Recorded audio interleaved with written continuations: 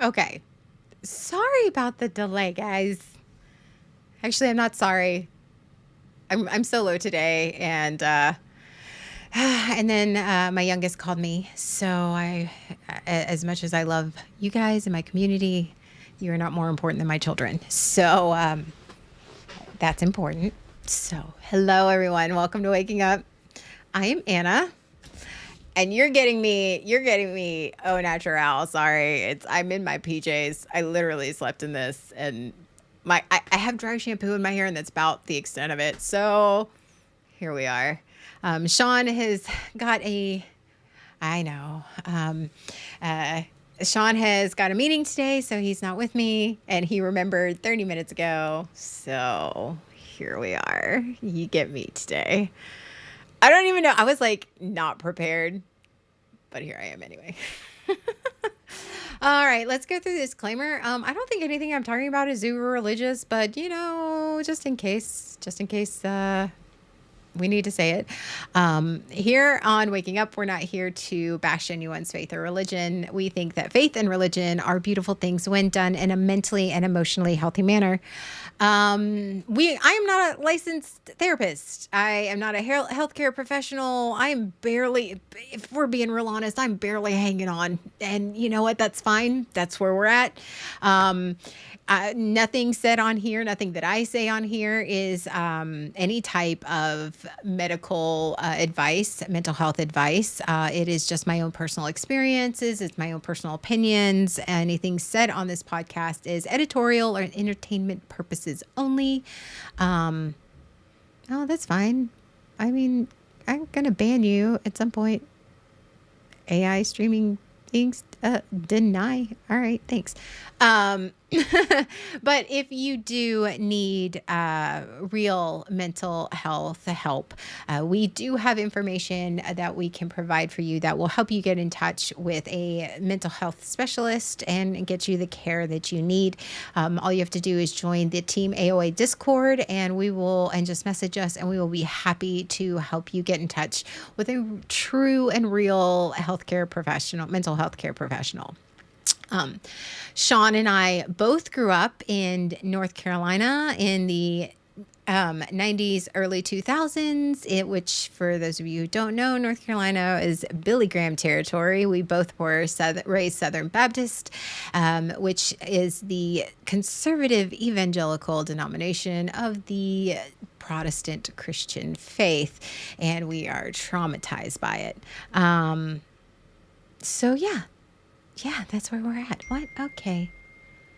Um, I my children are all blowing me up today. It's fine. I love them. Luckily, the oldest hatchlings one was about Netflix, and she could wait. um, yes. So, I was struggling about what I wanted to talk about today, um, because I wasn't quite sure with the fact that I'm solo, um, what direction I really wanted to go. And then I was like, ooh, okay, maybe I want to go with this direction. And then I thought, I don't really feel comfortable with that. And then I thought, well, usually when it's the thing that I don't feel comfortable with is the thing that I probably need to talk about. So here we are. Um, and it's about the title of my stuff is Who Told You about yourself? And it's about being honest about ourselves and with others, and about ourselves with others, and how everybody's perception of you is different, and everybody's opinions about you are different.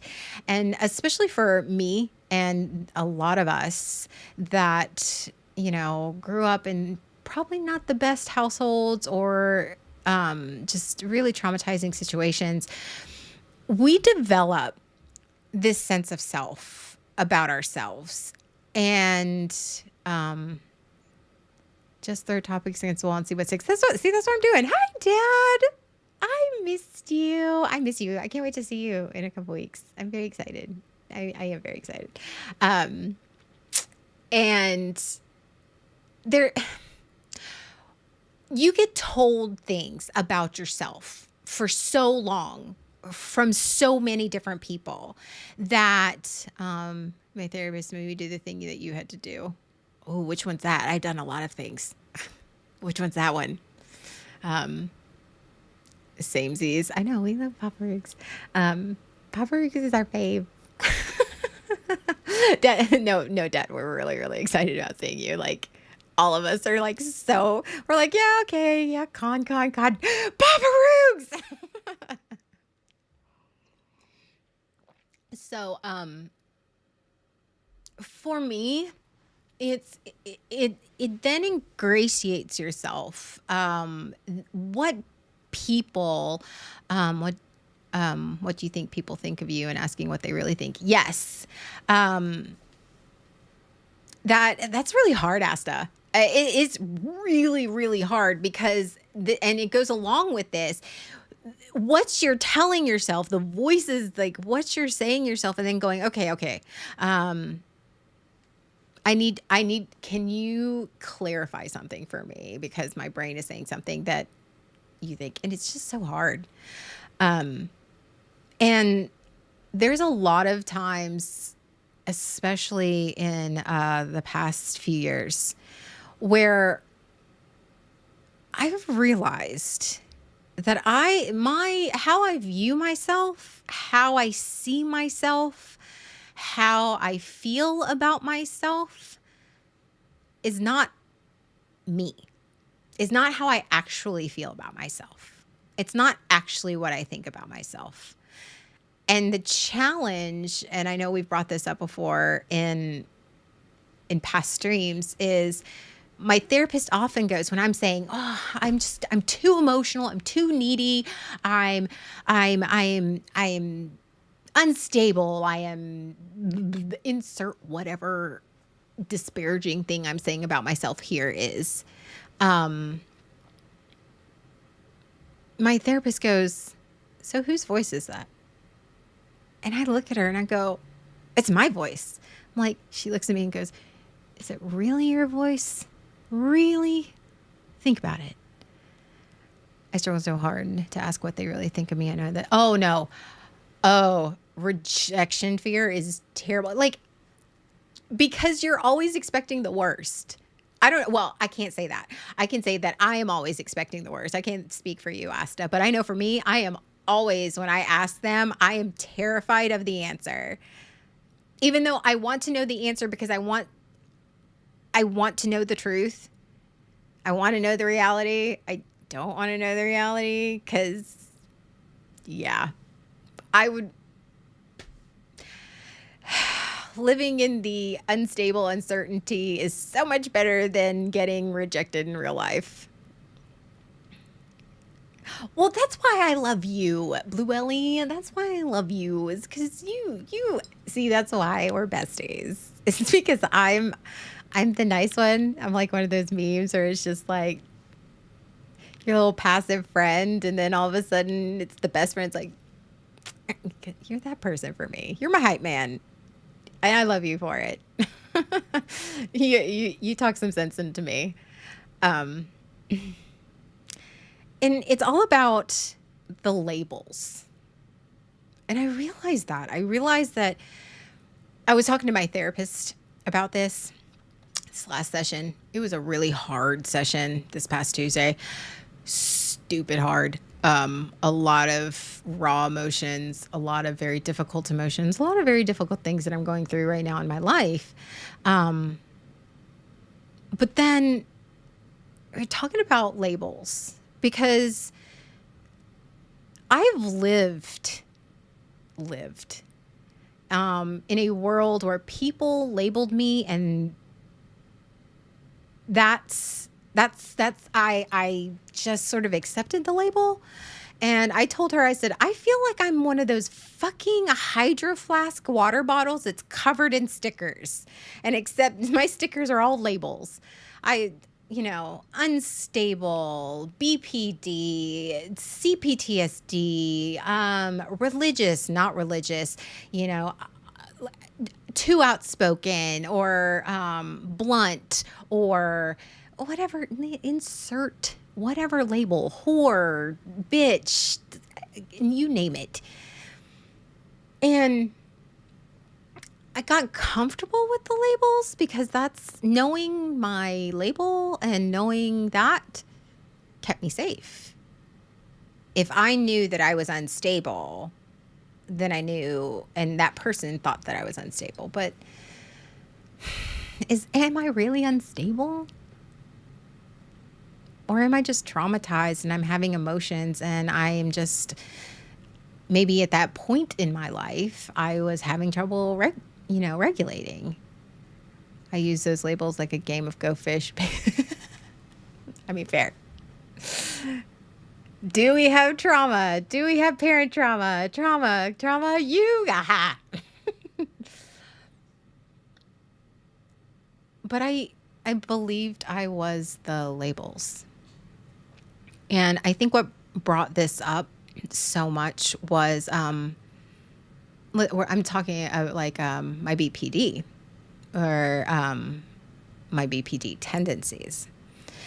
And really talking about that with my therapist and really getting into it because like I had all of the markers for borderline personality. And I was like, well, that explains everything. Because having a label that explains what you're going through or who you are, then that's easy.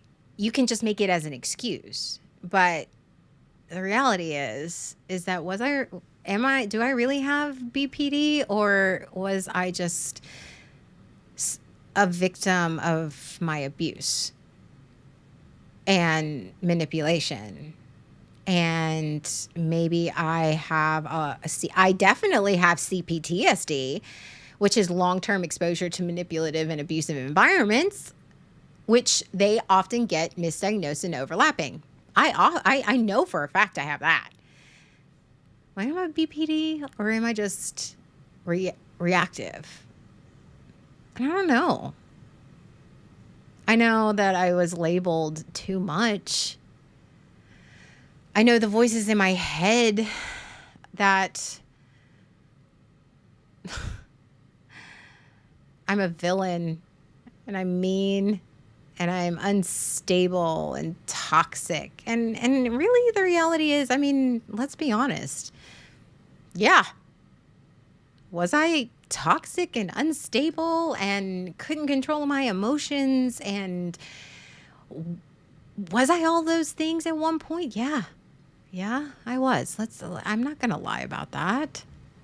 But do I need to continue to carry that belief about myself and that label when that's not the case anymore? And my therapist was very proud of me because I'm often like, but labels are good, because I love a good label maker. Don't kid yourself. I use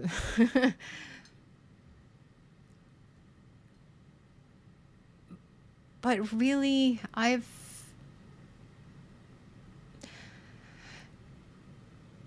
spent the past few years, but especially the past couple of months and weeks really worried and terrified,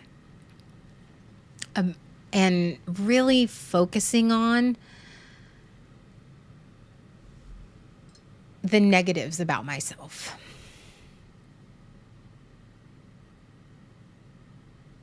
And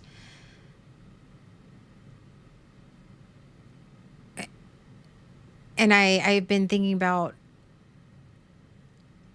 those negative parts about me, those negative things that, yeah, I mean, everybody has them. Let's be real.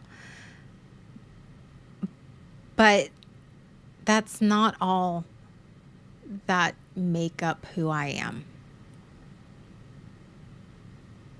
And honestly,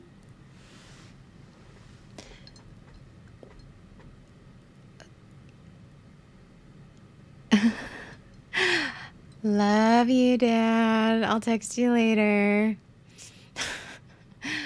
Um, my favorite Filipino.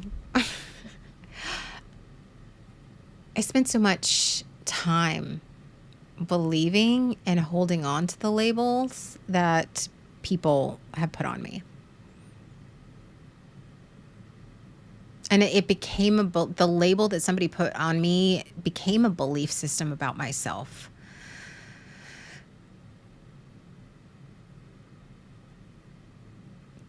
I'm crazy. That's one I often say, and that's one I often bring up, especially when I'm emotional or I'm having a very strong emotional reaction. I think to myself, I will literally say out loud, and I have said, I am not crazy. I am not crazy. I will say that all the time. And I think to myself now, when I'm really trying to be honest and open-minded and really zoom out, like, who told me that? Who told me that? Whose voice is that? That I'm crazy. I own the crazy now.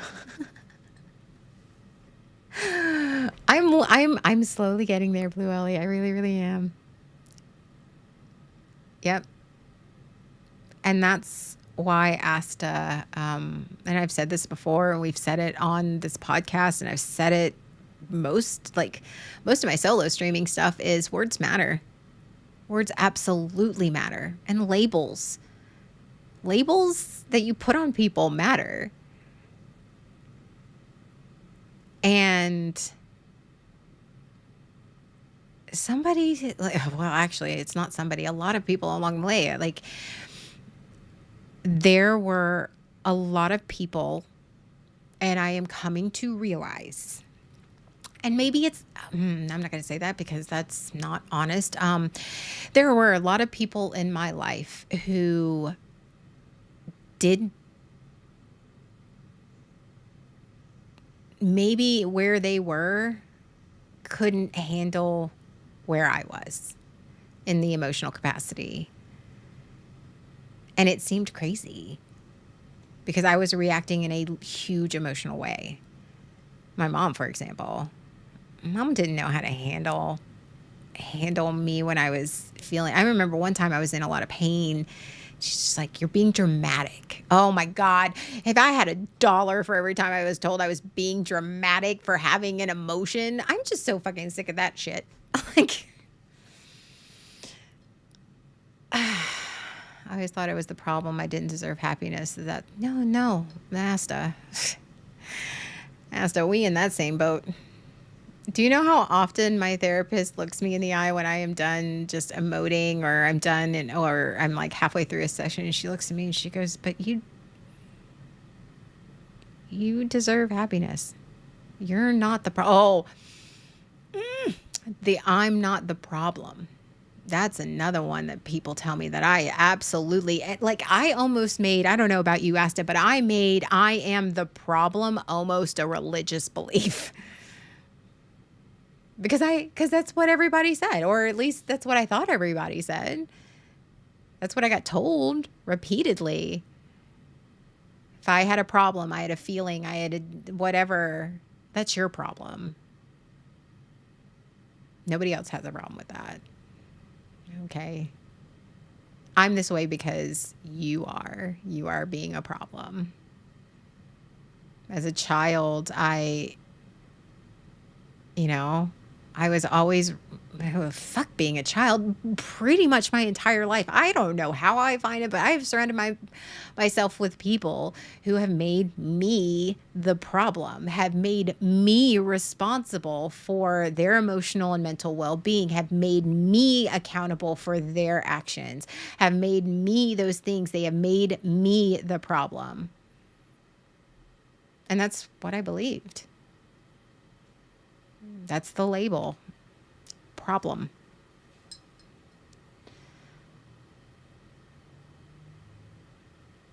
Why are you always making everything a problem? Was their favorite answer? Yeah. I'm the problem. And I'm still working through that. I literally, my therapist said that too. Actually, just this last session. I and because I always believed that I was the problem, I would then take on the accountability. I would take on the accountability. I would take it on. I would go, you know what? You're right. It's my problem, and I will fix the problem. I am the problem, so I can fix it.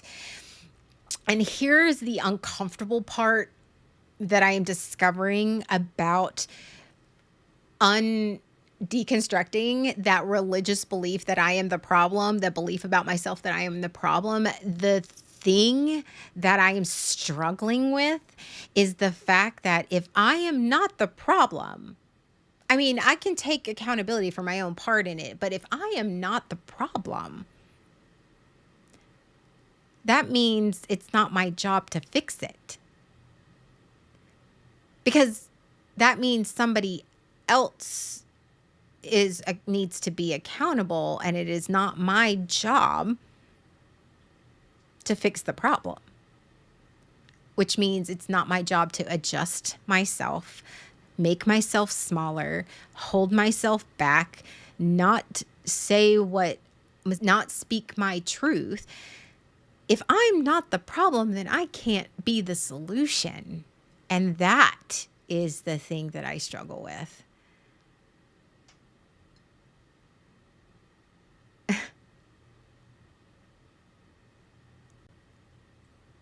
And that's the thing, the label, the truth of who told you that, I am unlovable.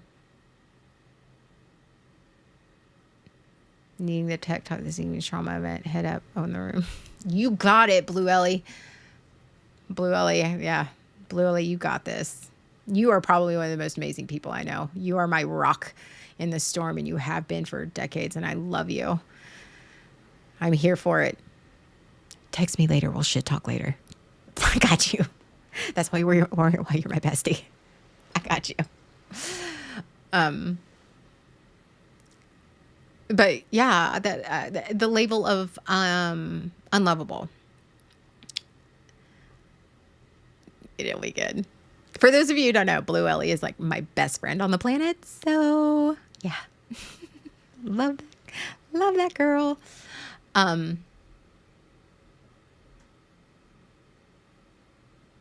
It's if I started to believe that I was unlovable, that was difficult to love. And when you start believing that truth, that label, if you make that label your truth, it really does something to you. Like, you start believing that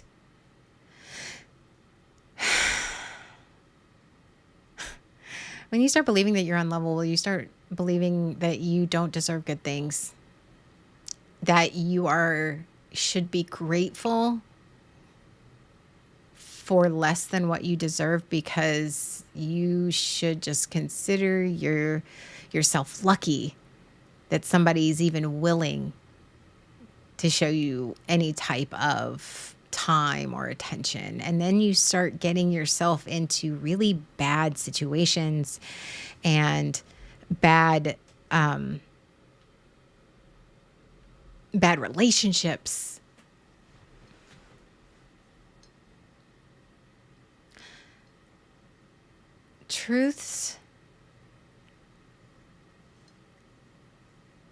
Being honest with yourself is so hard because I think I've said this to many people is if you're going to believe the bad things that people tell you, why is it so difficult for you to believe the good things? And what makes the bad things more true and more honest than the good? I don't want to believe the good things about myself. Why? Trauma. I made these labels, and this is honestly something that I've talked about multiple times in therapy because the labels become a state of being. They become a belief system about myself. They become truth. And as the black sheep, none of those labels are ever really good.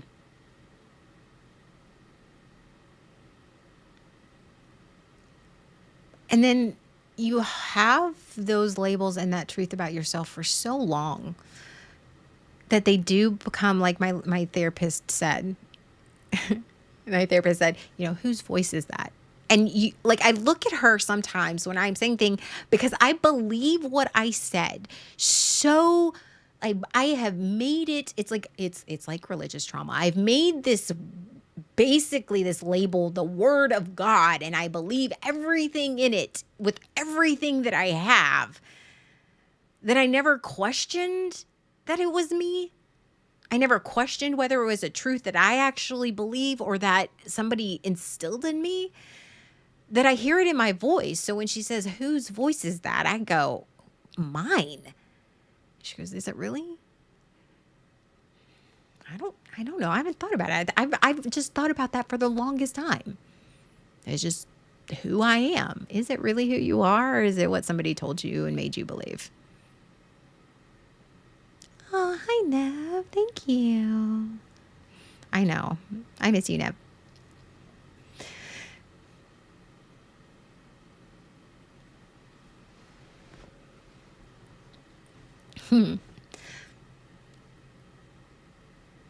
I have so many labels. And I'm starting to realize that I don't think I really believe I am what those labels are. I'm not unlovable. I'm quite lovable. I'm not crazy. I'm traumatized, but that's the truth.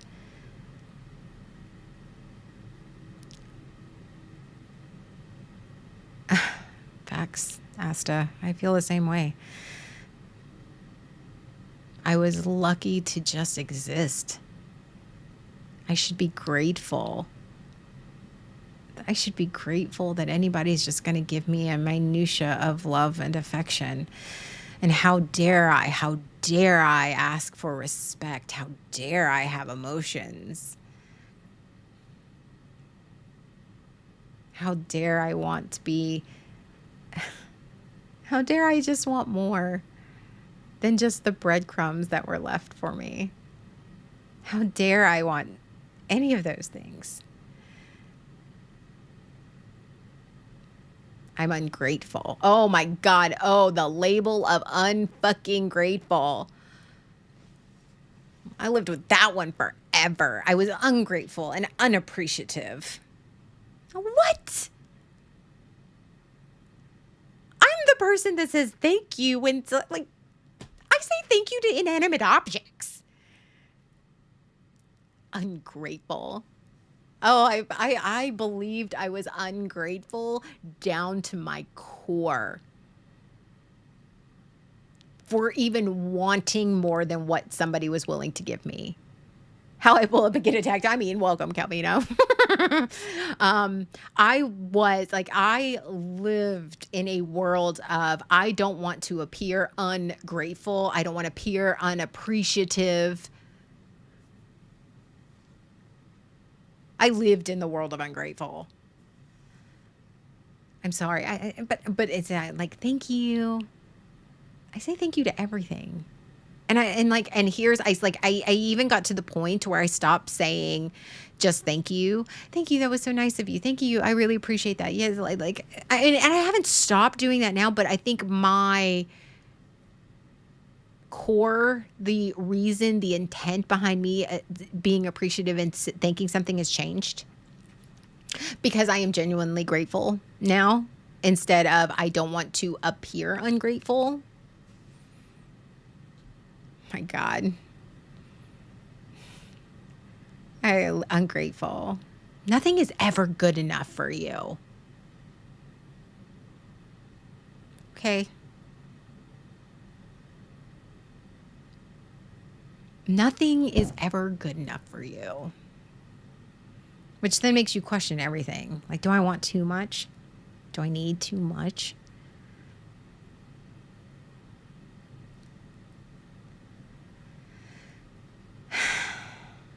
I think I've just gotten to the point, I've had to take some really, really, really, really hard looks at myself and the people around me. Because I label people too. I mean, let's be real honest. We're human. We think in categories. We would like to believe that we are, we accept people as they are. But let's be real honest. We put labels on everyone, everybody we meet. It's got their own little spreadsheet of labels that we give them. Some are good, some are bad. They go in columns. I had to zoom out, as one of my good friends says. I had to zoom out and really take a hard look at myself, a hard look at the relationships in my life. I had to take a hard look at the people in my life, and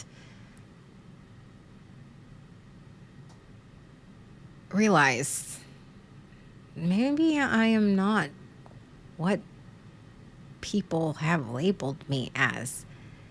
And maybe the things that I believe about myself are just labels that I made a religion. Labels that I made fact. When really that label is an opinion. Because yes,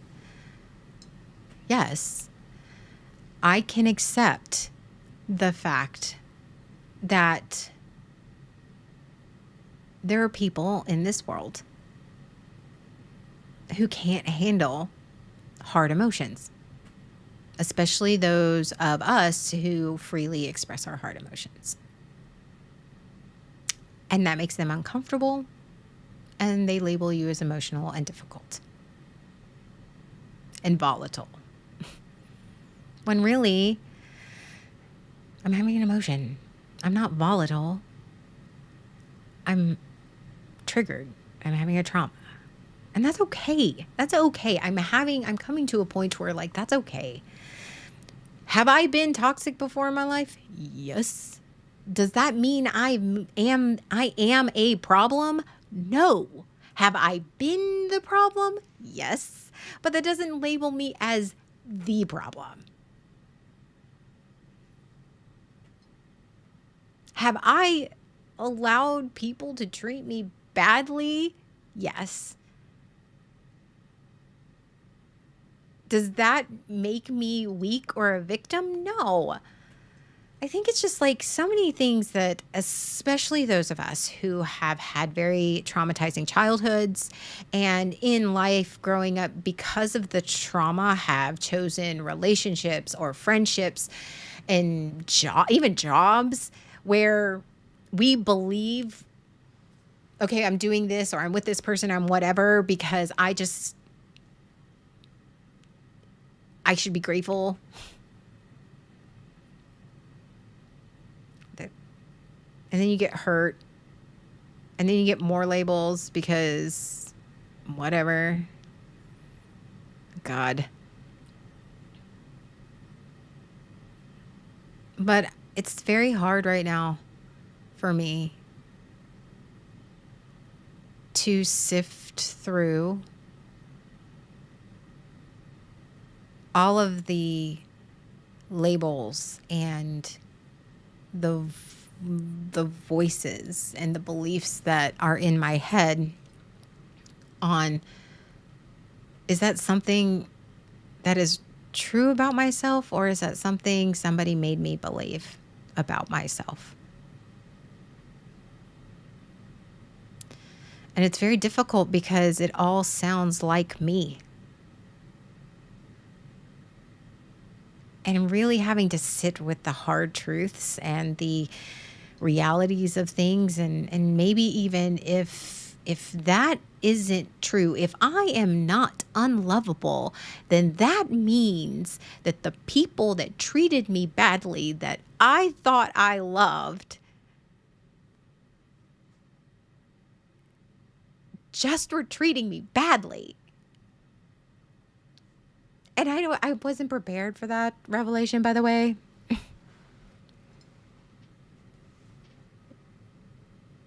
The big one was like, I was sitting with my therapist. I don't know, maybe a year ago. And this one hit really hard. It was, you are not the problem. My therapist said, you are not the problem. You are not a problem. And you are not unlovable. You are very lovable. You are worthy of loved. You just happen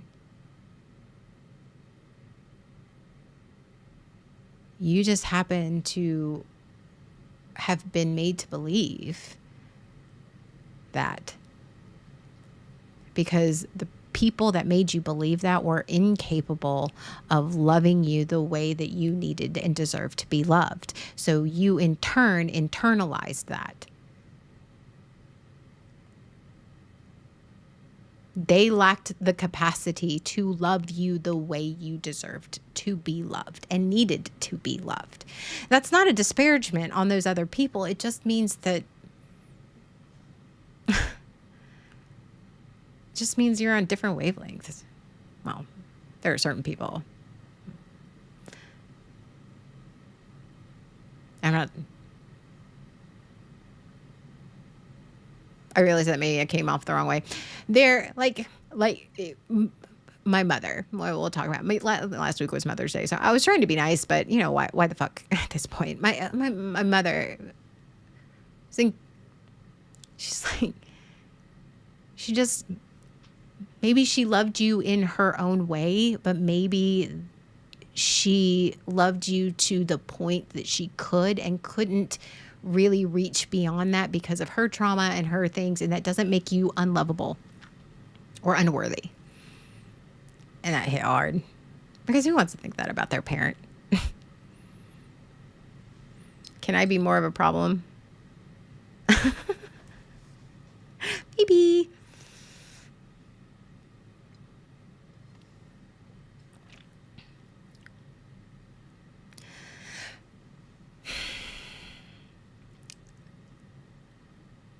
I don't know. I'm right now weeding through the voices in my head. And there are a lot of them. We all have them. They don't tell me to do weird things like, you know, set something on fire. Not those voices. But we all have them. And I'm weeding through of like, who actually told me and made me believe all these things about myself. And why are those voices? Those things that I believe are the truth. I have made them my truths. Like, I made that my truth. I made that, in full Dwayne, if you think that. Go home, Dwayne. But that's the thing, is I made these things my truth. And I also realized that the labels that people put on me are that person's truth to them about me. And I can't change that. If they want to label me whatever they want to label me, let's say, for example, like my parents, my mom wants to label me the problem because I care about myself and my children and my mental health, that I'm not going to accept anything less than full accountability. If that makes me difficult, if that makes me a bitch, if that makes me selfish, okay. I gotta come to terms with that. And there's like the inner child in me that wants to go, oh, I want to prove to her that I'm a better person. I want to prove to her that I'm a good person. I'm going to prove this. But I've gotten to the point where I don't want to do that and sacrificing that just because somebody's truth about me, their perception is reality. Their truth about me is different than who I actually am.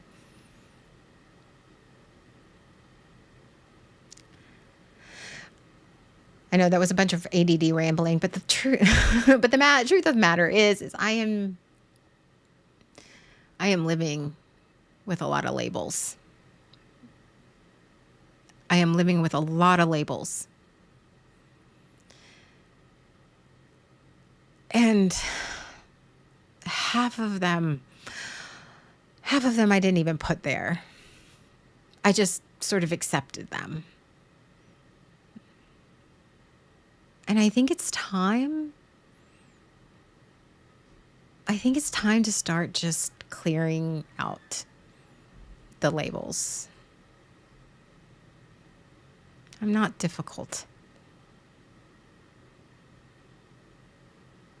I'm not needy.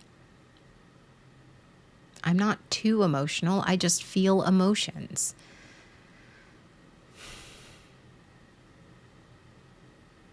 Have I been toxic? Yes. Am I toxic now? No. I'm not selfish. I just have boundaries and standards.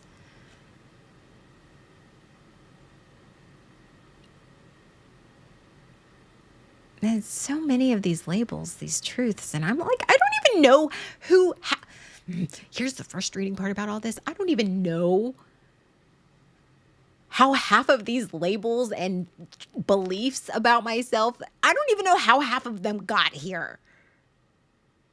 I don't. And I don't know about any of y'all the experiences, but you're looking at yourself in the mirror and you're going, what the fuck? And you're in therapy and you're talking to your therapist and you are very adamant. You are very adamant that about whatever it is. And you know this to be true. And then your therapist, if they are good, your therapist looks at you and is like, I'm going to challenge that. And you're like, who wants to challenge that? Is that really your voice? Whose voice is that? Mine? It is mine. Is it? I mean, if it is, it is. Do you truly believe that? Do you truly believe you're unlovable? Do you really think that you're unlovable? Do you really think you're a piece of shit? Do you really think that you're nasty and, difficult?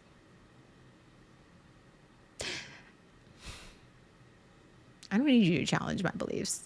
It's like when you meet, okay, because this is a religious drama podcast. It's like when you meet, like, somebody of faith, like a Christian, like somebody of the Christian faith, and they like start talking about something, and you challenge them with like a fact about science or something, and they just sit there and they're like looking at you, and you're like trying to go you believe what you want to believe, but here's some facts.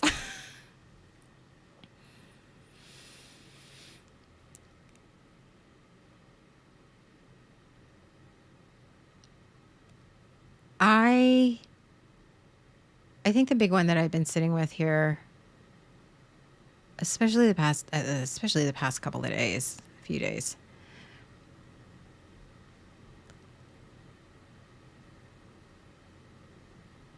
is I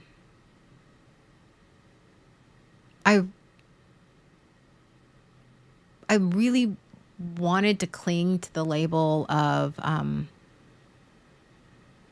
trauma victim, trauma survivor, which I am. I also wanted to cling to the label of borderline personality. And I wanted to cling to that because it explained so much. Because it explained my volatile emotions. It explained me and getting in these attachment issues, and it explained the self-harm and the dysregulation. It explained all of the things that I was doing, and it just made sense. It was this perfect little label that I gave myself, and that I was reinforcing with my therapy. And I was like, oh, see? But over time, with healing and hard work, a lot of hard work, maybe not so much.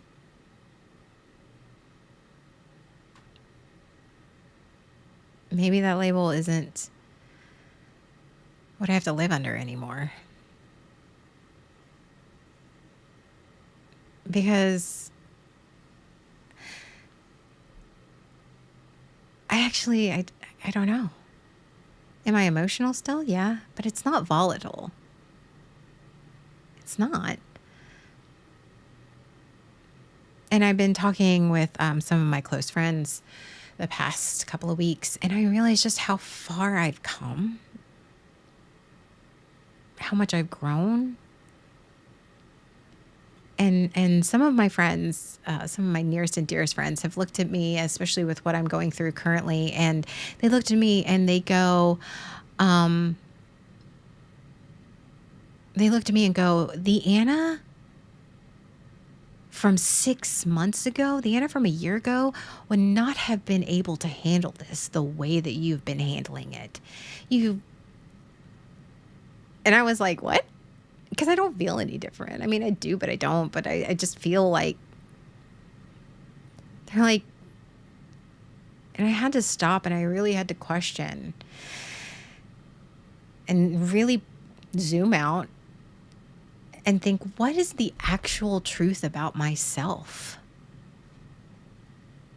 And because you know what's really frustrating, especially when it comes to labels and it comes to the beliefs that you make on the labels that people give you, is that you believe it to your core. So because you believe it to your core, and you, even when you're doing the work, you don't think that you're really changing because the belief system is still there. The label is still there. And you're not realizing that label, you have outgrown that label.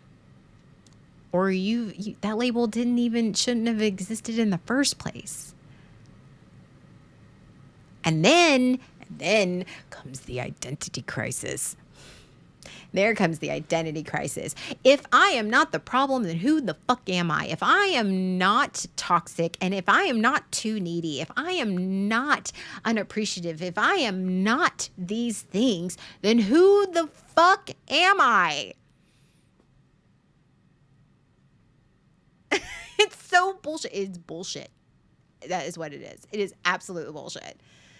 If I am not difficult, if I am not toxic, if I am not a BPD person, if I am not just this trauma victim, if I am actually healing, if I am not any of these things, who the fuck am I? Who am I? Does that mean I actually got to start believing that I'm a good person? Because that's horseshit. I know how to do and be the problem. I know how to be the black sheep. I know how to be the villain in somebody's book by just fucking breathing. That's always the thing, is I got labeled the villain in a lot of people's stories. And I didn't even fucking realize it. Let me just make that very, very clear. I had no clue. No clue that I was the villain. I was this evil person. What? I'm like, okay. Apparently I'm in my villain era. Like, that was always the thing that got me. It's like, I wanted to do a topic about this, but I didn't know if I had enough info. But like, villain and victim, not villain or victim. This is where and comes in, where you're the victim, but they make you out to be the villain, and you're sitting there going, what the ever loving fuck? And then it makes you, and then here's where the cognitive dissonance comes in, because it's so great. And here's where the trauma really helps you out on that one. It's because you're the victim and the villain. So you then try to say, well, maybe I am the villain because they really adamantly think, but I don't feel like I've done anything wrong. I'm the one that's hurting. I'm the one that's struggling. I'm the one these things. But they are telling me all of these things make me the villain, so maybe I am the villain, maybe. And so you don't, and nobody, well, I won't say nobody, those of us who suffer from black sheep syndrome, where we sit here and try to people please and regulate everybody else's emotions, we then say, okay, I don't want to be the villain, I don't want to be the problem, so I'm going to then to try harder, to work harder, to give more, to be nicer, to be the people pleaser, to give everything that I have and everything that I am, and just do as I'm told and smile and mask up and do whatever I have to give of an empty cup, to speak religiously until you have nothing left to give.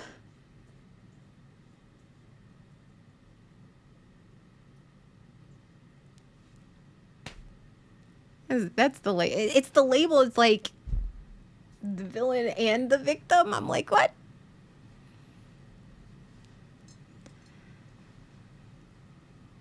And it's one of those, I really wish, I really, really, really, really, really wish that I was at a point. Hi, mouse. Hi.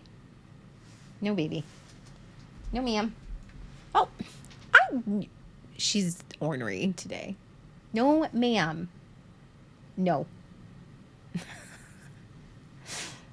She is trying to get in my lap so hard. She's giving me the stink eye. I lost my train of thought for her. No, you can stay right there in your bed. Oh, the indignant look you should see her giving me right now. I know. All right, here. I'll pet you from there. Oh, except you're going to bite me. No, go away. Back to what I was saying. Sorry. My cat decided to take up showtime. As I wish I were in the era of, well, if I'm the villain, like if you're going to paint me the villain, so be it. I'm in my villain era. I don't give a shit. I really wish I was there. I'm not. I thought I was for a little bit, but then I realized, no, I was just, I'm not, because I'm not that person. I'm not that person. I really am not. I tried, like, if you make me angry and like messing with my actions, yeah, you'll see a totally different side of me. But, I don't want to live in a villain era. I'm not a villain. I'm fucking human, like everyone else. I am fucking human. And I think that that's the thing is like, I always get a little nervous is like when, like, all you hear is people talk shit about another person, that there's not one good redeeming quality about them. I'm like, there's not one. Not one. Even serial killers are charming. Even serial killers have like, yes, they were terrible people, but I mean, even them, they were charming, or they had at least one or two redeeming qualities. Like, that's what made them attractive to other people, so they could lure them into people. But I'm not equating it to serial killers. I'm just saying, I've had so many people talk so much shit about me. The reason that they're to justify their narrative. And if I had $1 for every person who talked shit about me and made me the villain to justify their narrative of why they're doing what they're doing without any self-accountability of their own, I would be a fucking millionaire. What is so wrong with taking accountability? What is so wrong? You are the dragon of your story. I am. Hi, Gaming Wolf.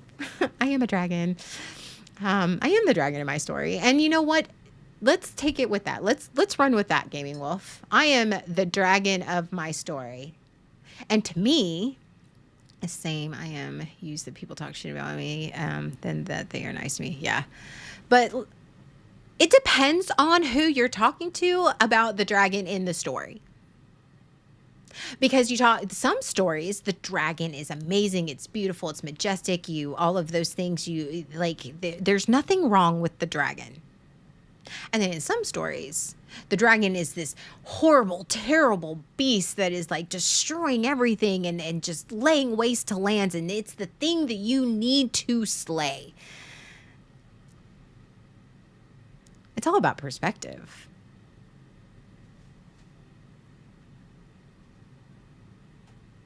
And I'm not a villain. I don't believe I'm a villain. But two things can exist. Yay, radical acceptance, DBT for the win. Whoop whoop. I can hold space in my head, as uncomfortable as it is. I can hold space in my head and in my heart that I know I am not a villain.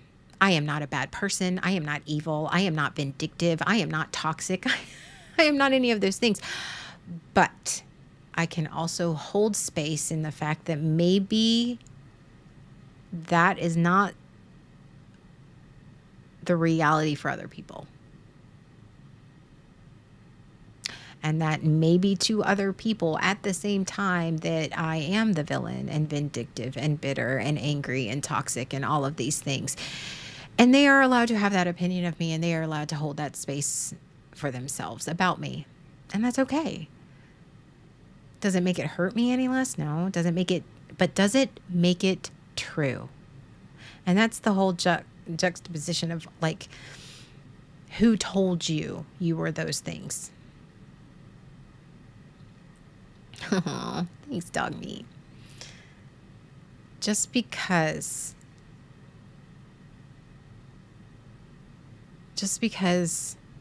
somebody labels you as something and their perception is their reality, and that's okay.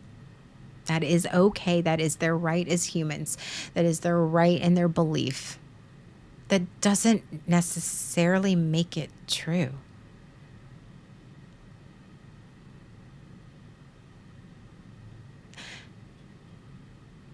And that's what I struggle with. And I am learning to find my voice underneath all of the labels. And it's really fucking hard.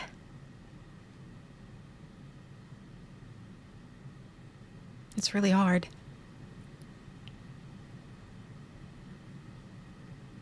Because for the longest time, my entire life,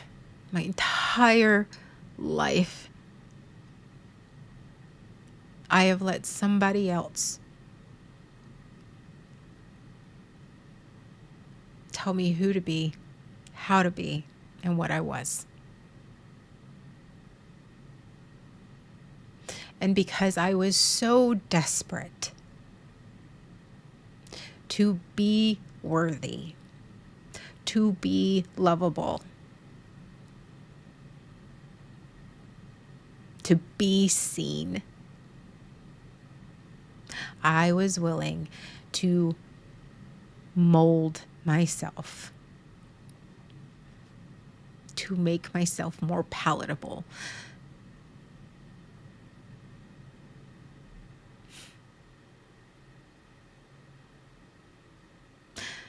I wanted to get rid of the label, so I worked hard to try to not. And so now I'm in the point where I am learning to differentiate between my voice and the voices of the belief from somebody else.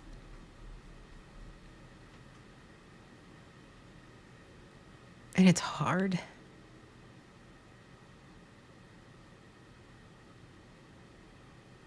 It's hard. It's so fucking hard. Because I'm not a problem. I'm not unlovable. I'm not cruel. I'm not any of those things.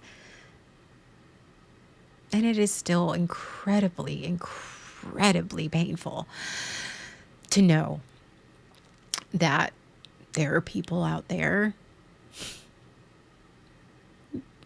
There are people out there who I used to love and that I wanted to desperately love me who don't think those things. They think the opposite. They think that I am selfish and that I am bitchy and I am cruel.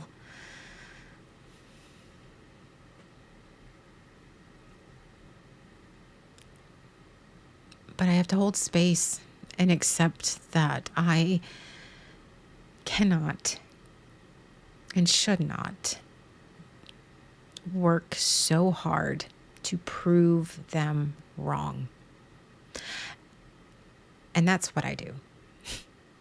I take what they label me as, and I take, oh, you're needy, selfish, unappreciative, difficult to love, all of those things. And my motivation for most of my life was, I'm going to take those labels that you put on me, that the other person put on me, and I'm going to make them.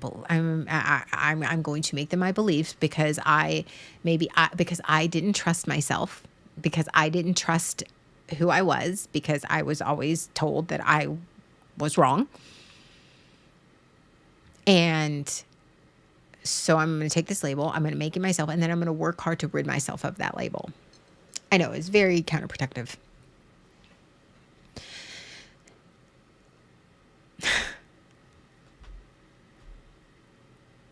And now I'm having to take some Goo-Gone and rid myself of these labels and accept they're not true, and that I need to concentrate more on being me, true to myself, who I am, unapologetically, and understand that is just the label I want. It's just to be Anna. I don't want to be a trauma survivor or trauma victim. I don't want any of these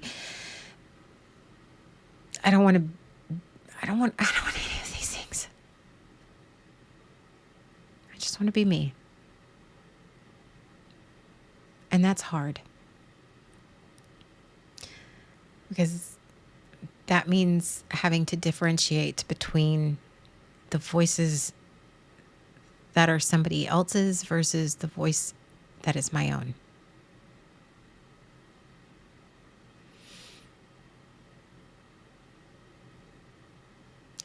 I'm still working on that.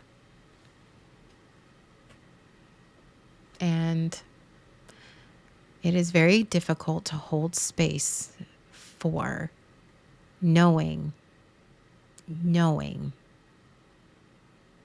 that I am not living in the reality of knowing who I am as a person, who my core beliefs and values are, who I am in my personality and my thoughts, my talents, and all of these things, who I stand for as myself. And also holding space for the fact that there are people who don't see me that way. And that is okay. And that it is not my job to prove myself to others.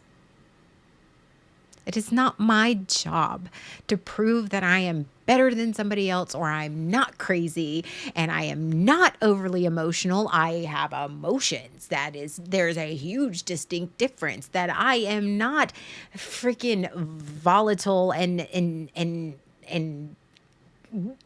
dysregulated all the time. No. Am I having a triggered reaction that I need to learn how to regulate to? Yes. That I am not needy for having needs. That's a big one. People are going to see me as needy for having needs. People are going to see me as selfish for having a boundary and a standard. That people are going to see me. Here's a good one. Here is one that I have been battling with here lately. People are going to see me as immature because I am not afraid to be silly. because I am not afraid to be silly and goofy. And I like things like Legos and gaming. That doesn't make me immature. I'm so fucking tired of that one. Yeah, yeah. You know how many times I mean, like, I am not immature. I am just not afraid of being silly. And I'm not ashamed of the things that I like. And that's okay. And you know what? I have spent 40 plus years trying to like what I'm supposed to like and be this person that people expected to me. Like I literally, I'm pretty sure, I am pretty sure most of my life there was a checklist. As long as I hit everything on that checklist. Like I'm 43. I'm going to tell you, like I am 43 years old and I am pretty sure that I am supposed to have everything that's beige and I'm not supposed to like anything. And I'm supposed to like murder mysteries and drink out of Stanley cups and wear those god awful, like, I don't know, within like, there's suburban moms. My kids are in middle school. I see them all the time. I literally, like, one of my favorite t-shirts to wear to any school function is, yes, I am the tattooed gamer mom. Like, that's this. Like, I am not immature. I take care of my children. My children are fed and they are loved and they are actually amazing humans. They also see me having emotions. They also they laugh. We like to laugh and be silly, and we always have. That doesn't make me immature. That's a label I am so fucking tired of. And you know, I was told that most of my life. You are so immature just because I'm a neurodivergent, like I'm a neurodivergent woman with a genius IQ, and I'm not kidding. My mom had me tested. I know I sound like Sheldon then, but like I'm not afraid to be silly. And I have weird off the wall thoughts. That does not make me immature. Oh my, that one. That one. Sorry, I went on a little rant there. I think that was one thing that hit me really, really, really hard. In the past few weeks is like, let me tell you, the past few weeks, my insecurity demons have been out to play. They apparently took some type of meth and they came out swinging. They were on my insecurity demons were on fucking steroids. It's been a great place inside my head. Awesome. It's awesome. Fighting those demons. I'm here for the rants. I'm so glad. Maybe.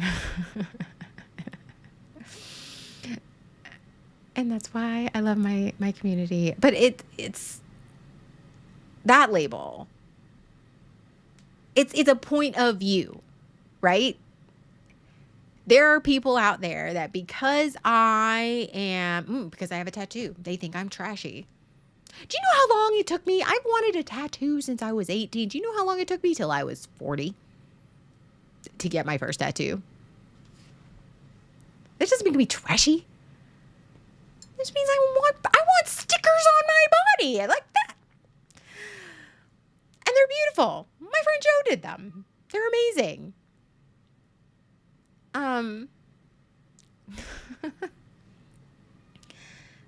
But and this is where the and comes in.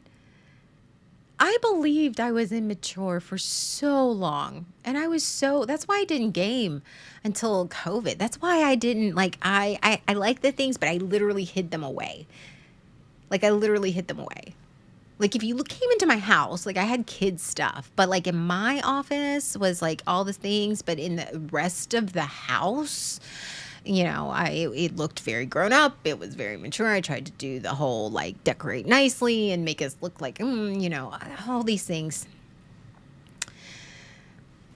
I tried.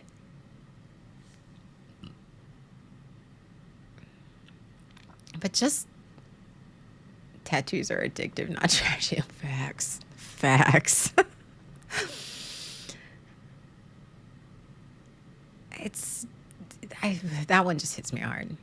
And it's when I started embracing the fact that I liked gaming. I liked streaming. I like my streams. I like streaming.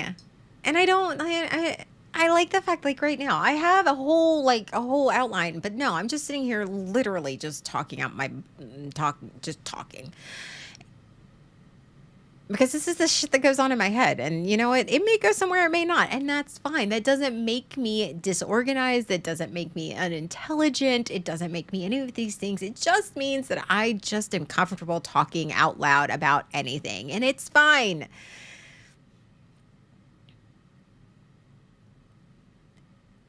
Closet gamer. I was a closet gamer. I was a closet gamer until I started streaming in 2020. And even then, I streamed on the podcast with the BSBN, but I didn't start gaming until about 6 months later. Yeah. Yeah. Now it's like I have all this gaming stuff, but now I don't have time because you want to talk about like immature and not and responsibilities and all this stuff. I literally am working 3 jobs right now. So I'm taking care of business and I don't like, I'm lucky I even like breathe in the same direction as my controller. That was the gift that Nora and Jay gave me that Chloe gave me later because she was at a sleepover. But this is what Nora and Jay gave me. They made me stay in bed and play my Xbox. That was one of my gifts. You stay in bed and you play your games. I was like, okay. Because I haven't touched a game in a hot minute. Just because I'm trying to take care of business. I'm trying to hold it together.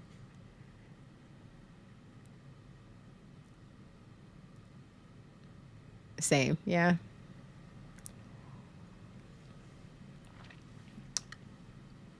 And I don't even, and if I'm being real honest, and if I'm, I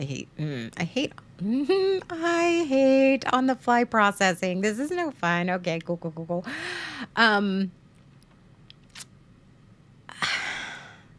Does it matter? Which is also the question that my therapist likes to tell me.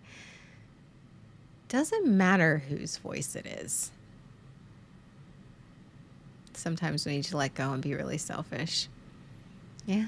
Is it selfish or is it self-care? Depends on the point of view. But does it really matter whose voice it is? Does it really matter who put the label on you? And does it really matter if the label is there? I don't know if it does. I feel like in some cases, in some certain situations, yes, it matters. It does matter. But does it really matter? In the end?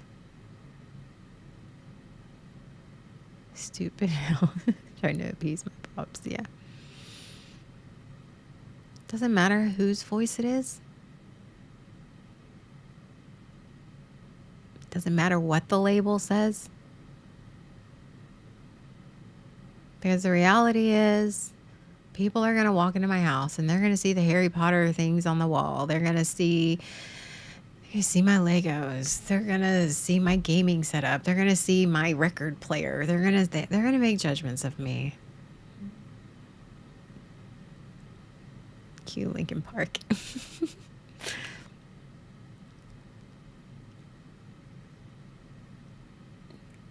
Y'all's voices do matter, and I appreciate y'all's voices. I appreciate all of my community showing up. And what I am grateful for you guys is that you guys you show up as you are. Like Asta, for example. He shows up as he is, and he's very honest about where he is mentally and emotionally, and I appreciate that. And I appreciate that he feels like this is a safe space.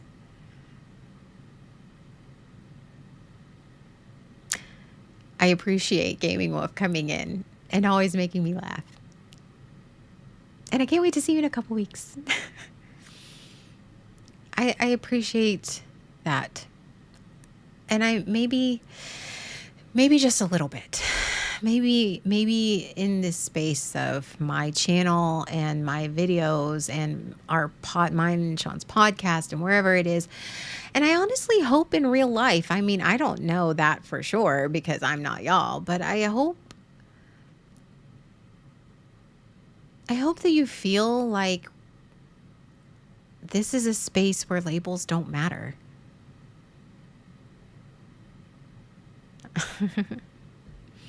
No, see, that's where you say you're high strung. I always felt that you were just energetic.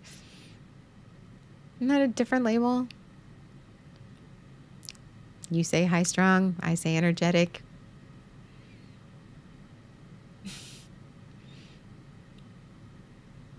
Same energy, different context. Gaze at the zoomies. Oh my God. That just made me so happy. Yes. Zoomies. That's it. You are not energetic. You are not high strung. You just have the zoomies. See, it's all about point of view. So does it really matter who said it? Does it matter whose voice it is? Does it matter who put that belief in your head? It doesn't matter who put the label on you, because the label that people put on you doesn't mean it's reality. Personality zoomies. See? See? Look, it's all about perspective. I can set a boundary.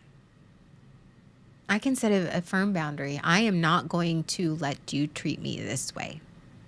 And one person is going to label that as difficult and toxic. And another person's going to label that as healthy and having self-respect.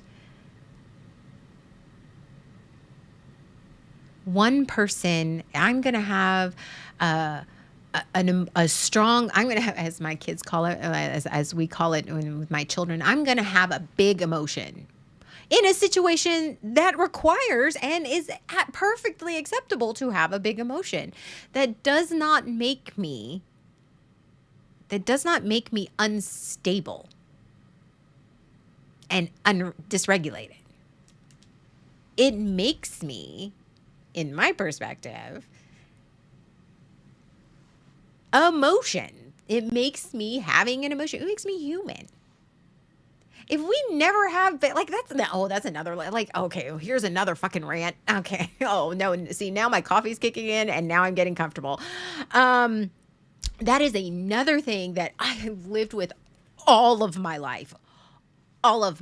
This is why I thought I had BPD. This is why I was 100% sure that I was just, I needed all of the medication. And then why all of these things, because I was constantly in situations where my reality and like people were warping my reality, and I was, that I would then like it would like question myself, and then all these things which would cause me to dysregulate and to have all these big emotions, and then I am unstable. You're just being unstable. You're just being too emotional. Like, I don't understand. Why don't you just figure it out? Like, I am not unstable. I'm actually quite stable. Actually, I am discovering that I am actually quite unstable. Do I have very strong emotions? Yes. Do I have very strong opinions? Abso-fucking-lutely. Have you met me? Like, yes, I have strong opinions and I have strong emotions and I am loud. I'm Filipino. That's what I do. Like, I am so tired. Of, because I am not some fucking quiet housewife. I am not some demure Southern lady, because I don't fit into this box of this 41 beige mom that all of a sudden I'm motherfucking unstable. Why am I the unstable one? How about this? Maybe I am just emoting and being real and honest with people. Maybe I'm just being honest. How about if I want to cry, I will fucking cry, and that's okay. okay. That is fine. If I want to be angry about something, I am allowed to be angry about something. Am I allowed to be mean about it and disrespectful? No, I am not, because that's what I'm teaching my children. You are allowed to have big goddamn emotions, and that does not make you unstable. That does not make you crazy. And it does not mean that you need to be on all sorts of medications. It just means you need to be self-aware of where you are at. You need to understand what the truth is, and you need to be able to communicate how you are feeling, why you're feeling it, and then understand and know and have the tools and the support system to go, okay, you are having a big emotion. Here's what we can do. But when you don't have that support system, and you don't have the verbiage, and you don't have the language, yes, it comes off as being unstable. Because then if you're having all these big emotions and you're having this breakdown, or you're having a trauma trigger, or you're having these things and you don't have the verbiage and the ability to at least even in the slightest, afterwards, after you're done, being able to explain what happened, yes, it comes off as unstable.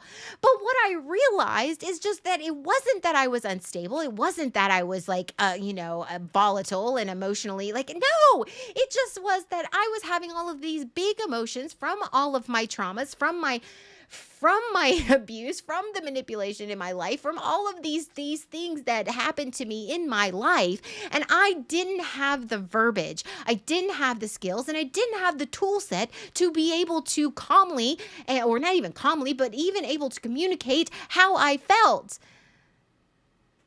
So I got labeled as unstable. And I believed that for the longest time. I'm crazy. I'm not crazy. Every day, like I said at the very beginning of the stream, I often, especially when I'm having a massive, we are allowed to have massive emotional breakdowns. We're allowed that. Period. End of story. You're allowed to be angry, and however you process that, whether it be you cry until you hurt, or you get angry, because I know some people, it's easier for them to feel the anger than the sadness or the hurt.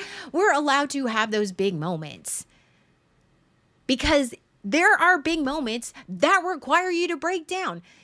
When you feel grief when you are grieving something. And I say something, not someone, because you can absolutely 100. Thanks, Calvino. So you can absolutely grieve something that is not a person. It happens all the time. It happens to things. So you can grieve endings of things. You can grieve a lot of things. Grief is one of those things that you can't just not feel deeply about. And it's like, I'm allowed to grieve, and I'm allowed to grieve loudly. That doesn't make me crazy. But when I go through those moments of deep pain, especially when I'm unpacking something, I am trauma wound open.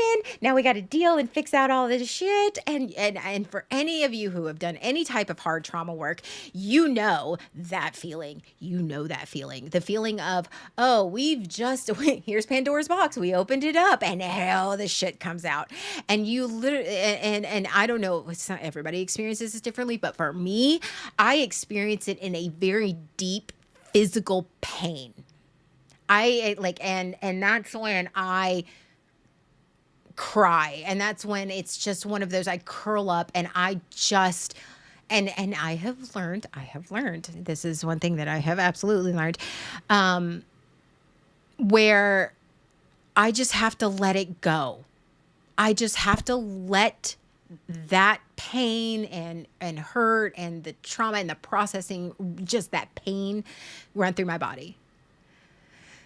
Some people want to distract from it. Some people want to lean into it and just keep it going. I do not. It's like giving birth. Let's just get it. I know I want to get to the other side, because I know what's on the other side is great, but for right now, this sucks. But I know that when I'm having those moments, especially when I first started my intensive trauma work, I would often say, I'm not crazy. I am not crazy. And I don't even even know. I don't even know who told me in my lifetime that I was crazy for hurting.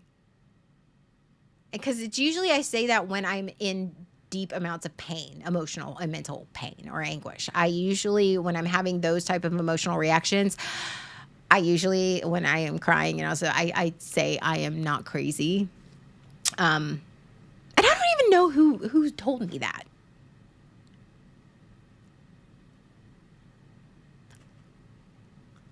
I mean, somebody did. And on top of that, somebody told me that and then reinforced it so that it became a belief. But again, I don't even know at this point. But I'm not crazy. I'm not. I'm quite intelligent. Am I neurodivergent? Yes. I hop from lily pad to lily pad? Yeah.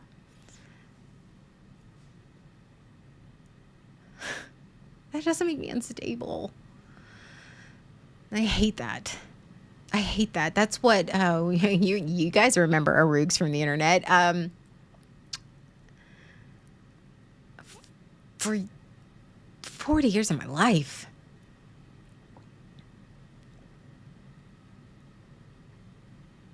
trying to not.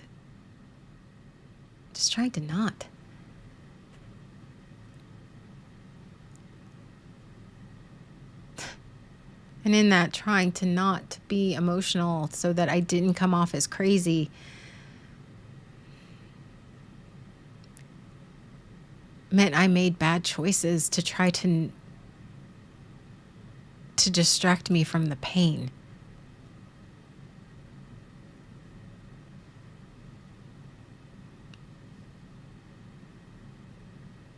Label gremlins. Now I'm having these little gremlins with little label makers. But I mean, that's the truth. I made bad choices because I believed in labels.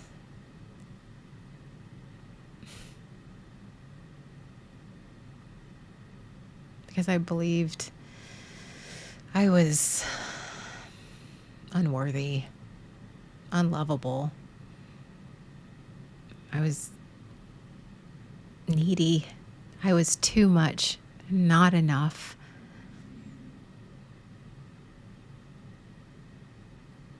And because I believed those things and I didn't even put them there.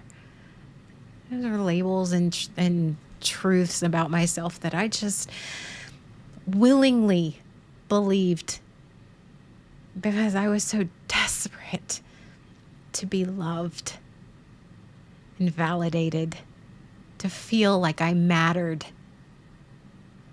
And in that, because I believed those things about myself, and because I was so desperate to matter, so desperate to be seen, and so desperate to be valued and to feel valued, I made choices and did things that were hurtful and painful.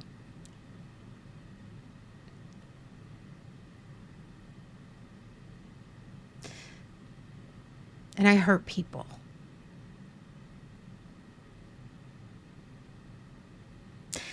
And because I didn't have the tools and the skills or the emotional capacity, which then, because I made those choices in that desperation to earn the label of lovable and valid and important, instead, I made choices that hurt people, and in turn, in hurting those people, I got different labels.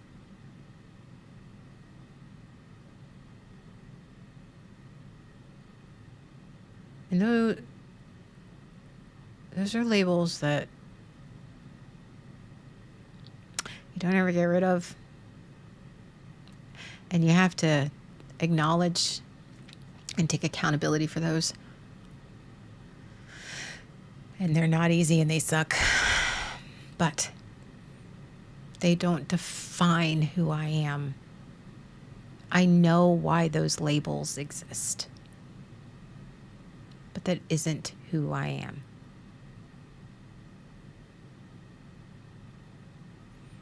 But I know that those I earned. But that doesn't mean that defines who I am.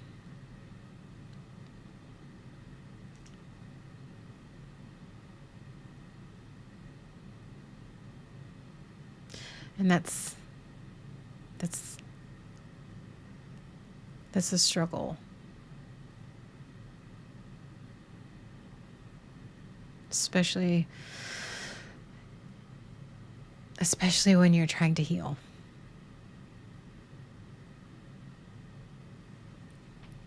Aww. Wow. Dog meat has friend label too.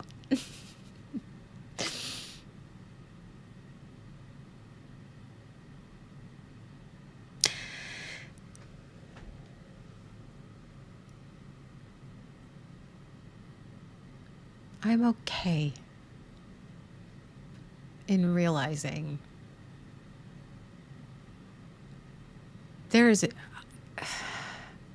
I am still fighting the part of me, especially where I'm at in my therapy and my healing journey and just my struggles and everything, the transitions and all the shit that I'm going through. I am aware in myself the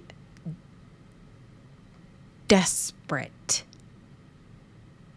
deep urge to prove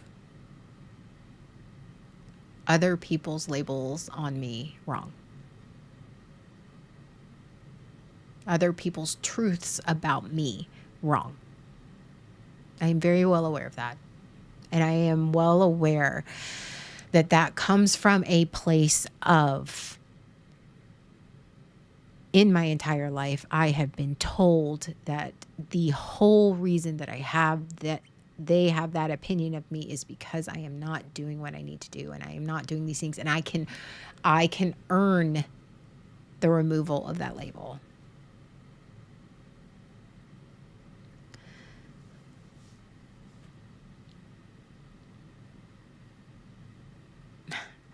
I do not really care what they think of me. At least I try to, but being honest, I suck at it. Same. I suck at it. I suck at trying to be cool and I don't care and it's fine. No. I care a lot. I'm going to be completely transparent with you. I care a lot. And again, it goes along with what I just said. It's like, I care a lot, and I care so much to the point that I am like, I know the healthy thing is to just exist as I am and accept the fact that people's labels and truths about me aren't necessarily reality. However, I cannot, and there is nothing that I can do that will change their opinion about me. They can't change them, and I can't do anything, and I can't force them to be like, how could you say those things? I'm a great person, and here are all the facts about why I'm a great person. I cannot do that. And it bothers me. It bothers me deep down to the core. Because the healthy thing is finding the wise mind and the middle ground and understanding and holding space. And I know I've been saying that a lot because I have been trying to practice this a lot.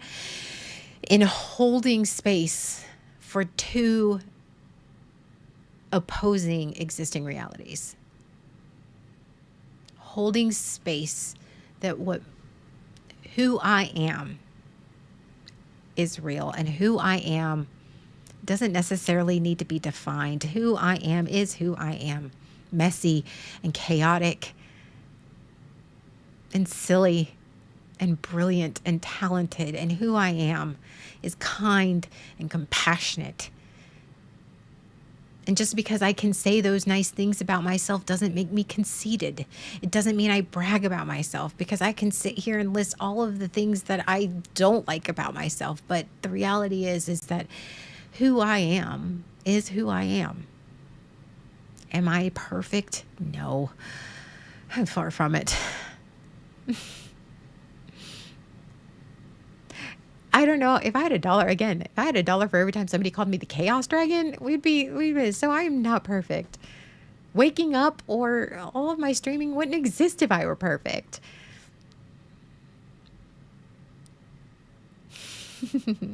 I will hold you to that. But the reality is, some people have a different experience. They have a different opinion of me, and that doesn't make their opinion wrong.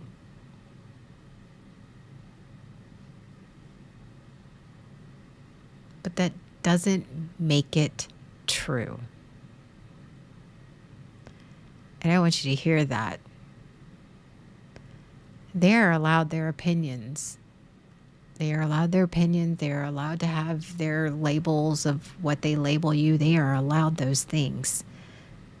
It doesn't make it wrong, but it doesn't make it true. And I think that's what I'm learning.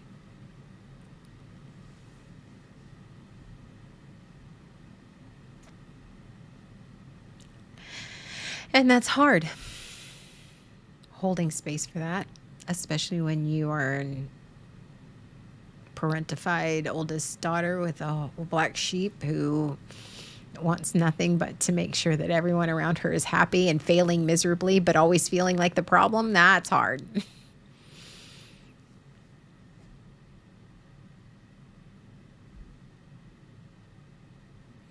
If you had a dollar for every time, there wouldn't be an existence of a conversation of the internet. Feet pics.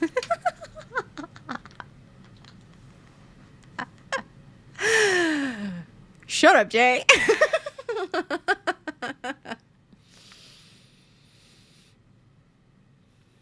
I've spent this past, if you guys haven't guessed, I've spent the past few weeks questioning myself and facing all of these labels that have somehow become neon signs. And I am okay right now, but I might not be later.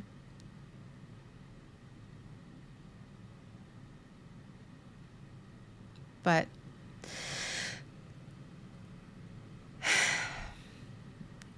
in this whole thing, it's talking about who told you, what are these beliefs you have about yourself? What is the truth, and getting down to it. And the reality is, I don't know. I don't know. I don't know who told me I was unlovable.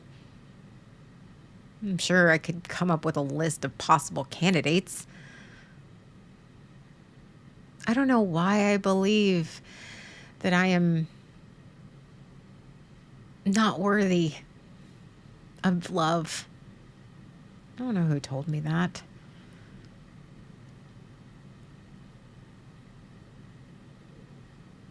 I mean, probably could sit there in therapy for hours and hours. I don't know. I don't know who put the label of, oh, you're emotional, like that label of unstable. I don't know. I don't know. But I do know this. I do know that I am trying to replace those voices in my head with my own voice. And it's hard. And some of these voices are just going to be permanent resonances. I just have to learn to be louder than them. I do know that I am I am pretty much like a Hydro Flask covered in all of these labels. I do know that. But I think it's time for me I'm trying to weed through what labels are actual reality and versus what somebody else put on me that I just sort of kept. And again, that's hard. And I'm not going to get it right. I am far from getting it right.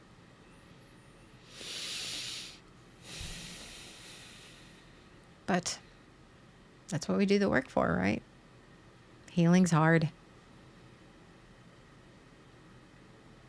Healing's hard. Being vulnerable is hard. Because this type of work requires you to be real honest with yourself. And be vulnerable with yourself and be raw and sit with yourself. And be accountable to yourself.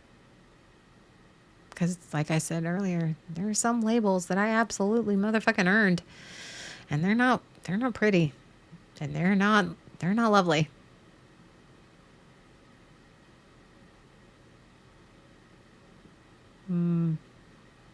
But they're there. And I know that they're there. And I'm not going to deny or pretend like they're not. Because that's dishonest. My stomach is growling. And that's hard.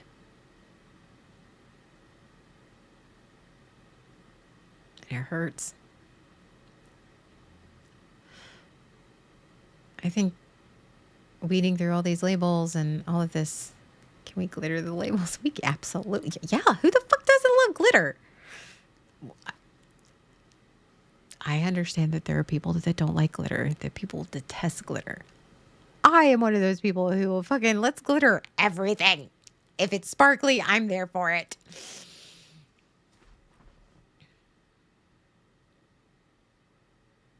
See, yes, I know. There are people out there that hate glitter. It's okay. You're not the only person. They literally call it craft herpes. Most of my friends call it craft herpes. It's fine. When you're trying to unstick the labels that other people have put on you, it's going to hurt. Because that means dislodging, and it's almost like deconstructing from religion, because these long held beliefs about yourself, and all of a sudden you're like I said again before, and I'm going to repeat it again. If I am not my trauma, if I am not this label, if I am not if I am not the problem, if I am not actually this person that people make me out to believe, who the fuck am I? And that's stupid.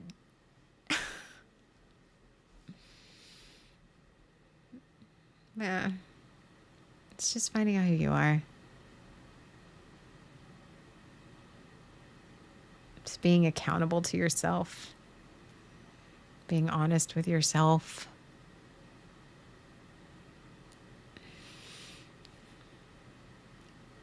It's gross.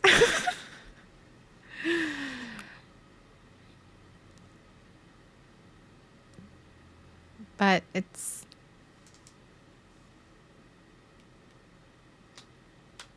I'm tired.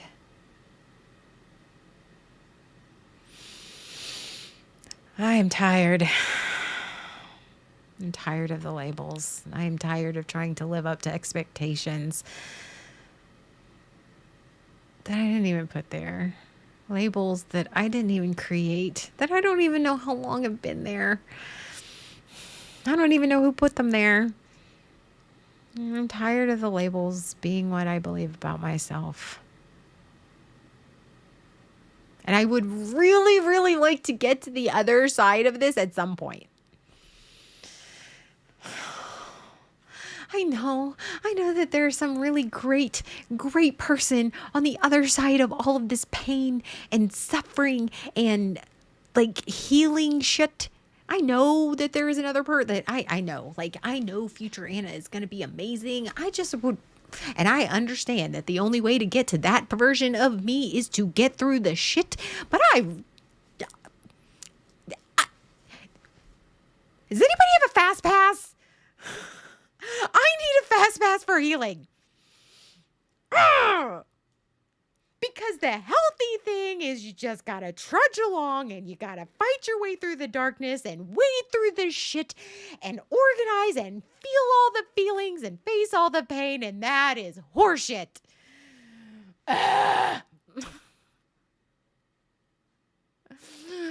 The only way to get to that version of me, that version of Anna, is to go through the shit and the pain and the hurt and the healing, and I just I need a fast pass. I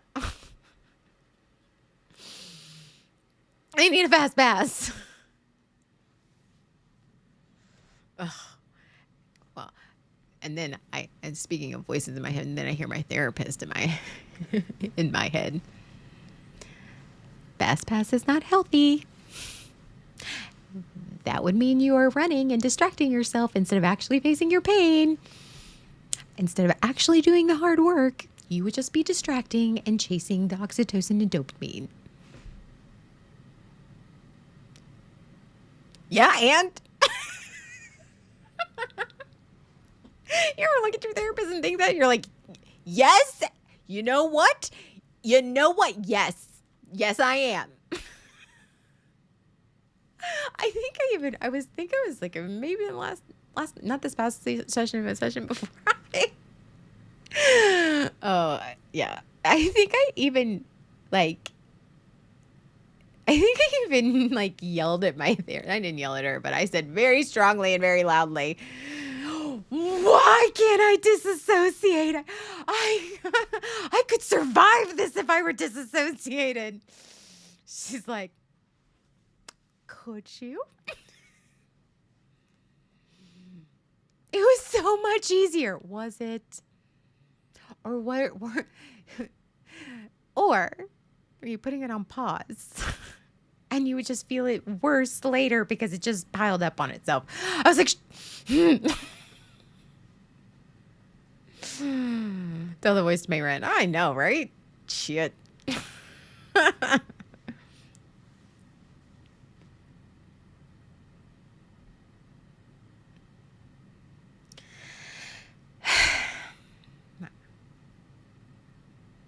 So yeah, that's my solo stream. And I talk for 2 hours. That's because that's what I do.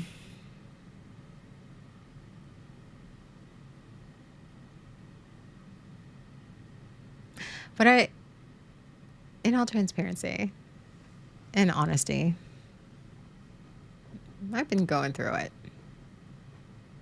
And this thing is, I think it's me processing. It's me, like I verbally process.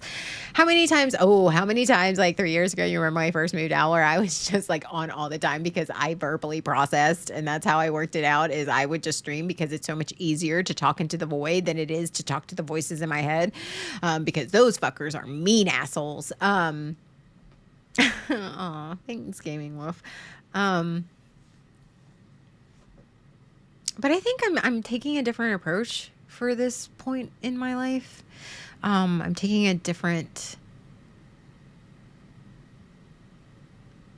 It is not that I mind talking about it, but I think the difference between the hard times I was going through back then and the hard times I'm going through now is that I feel stronger in myself, more secure in myself. Does it suck what I'm going through? Yes. But I think right now, what you're seeing is, I just needed to talk. Be honest with you. This isn't me putting on a face. This is just me. You know what? It's just me. And right now, in this moment, for the past 2 hours, I just didn't feel like crying or breaking down. And that's okay. And I had thoughts and I had feelings. But I've been going through it.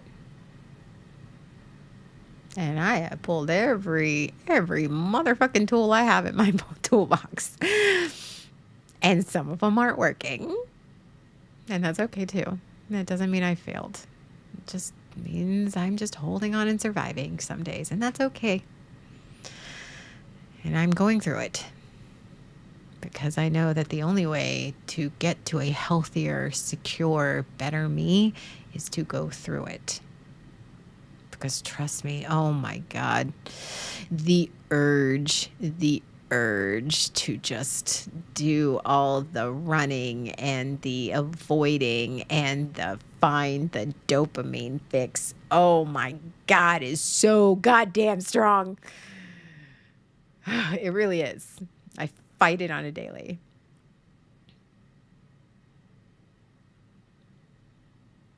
But I don't want to chase it high. I don't want to chase a dopamine. I don't want to chase something that is going to make me feel better in the moment.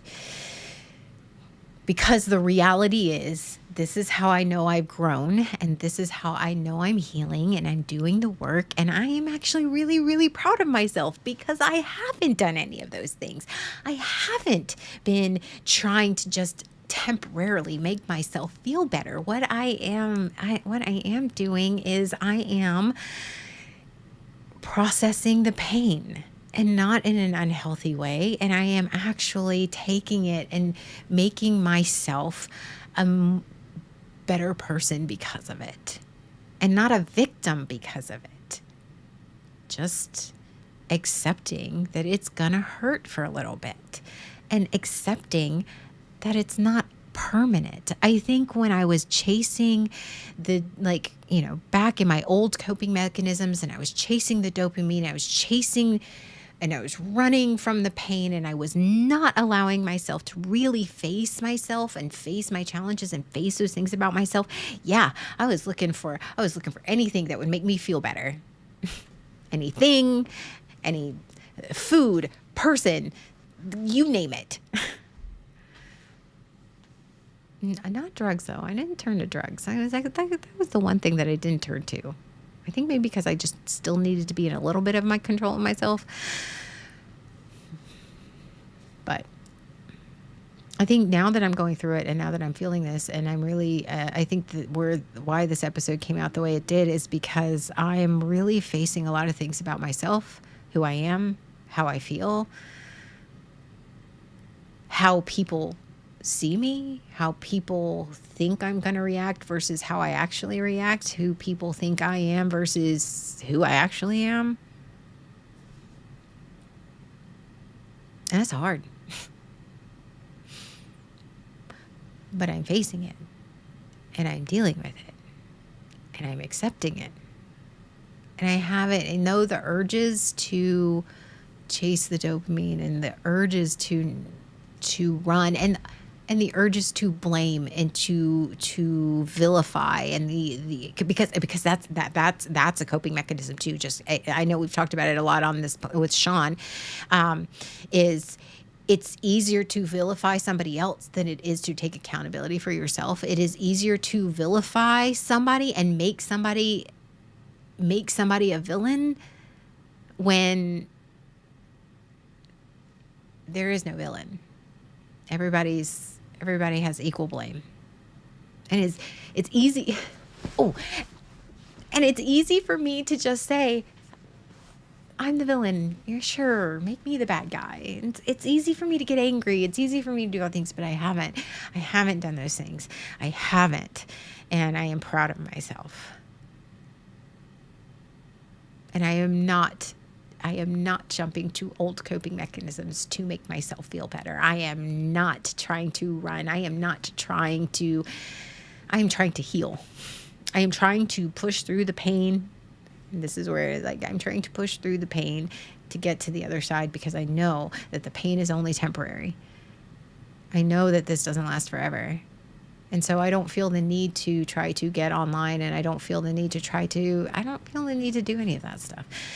It's not that I'm trying to hide something. It just means that, you know what? I feel, for me, I am now strong enough that I can carry the weight of what I can carry the weight and survive. And that's huge. That's huge. It's huge. It still sucks. It still sucks so hard. But I have to take my wins where I can. Coping and living are two different things. Caffeine doesn't count as a drug. I have no idea what you're talking about. Listen, I had a caffeine addiction long before. I've had this caffeine addiction since I was like 14, so it's fine. It is fine. This is who I am. Yeah, like anybody's like, you shouldn't drink so much coffee. You shouldn't drink so much caffeine. You can go. I tried to go no caffeine. No, no, sir. No, ma'am. No, we don't do that. We don't do that around here. No. Healing potion, roll D6. Wait, I don't even have. Do I have a whole set anywhere? Hold on. I may have a set in here. Yeah, I have dice. I'm a 43-year-old with a lot of dice. Ooh, I do have a D6. Hold on. Oh, fuck. I rolled a 4. How's that? Is that okay? I had my caffeine addiction long before the trauma. It gets to stay. Oh. But, yeah. I'm going through it. And that's okay. And I will get through it. And I have to take my wins where I can. And I have to be honest with myself. And I have to tell the voices in my head, and I really have to weed through all of that because that's what I've been struggling with. I have been struggling with who the fuck? I don't know. Like, it's one of those just like all these people talking, and you're like, I don't even know who you are. How did you get here? That's where I'm at, been in my, like, the emotional state of my head. Like, there have been thoughts that have been crossing in my head, and I'm like, it's like somebody walking through and you're like, how did you even get here? Like who dropped you off? Like, and like the label, you're like, how long has that label been here? Like, I think that's the struggle that I'm going through is like, I didn't even know half these feelings and labels and thoughts about myself still existed in my head. I didn't. And then I was like, you're still here? Like, what? I don't even know who put you here. So,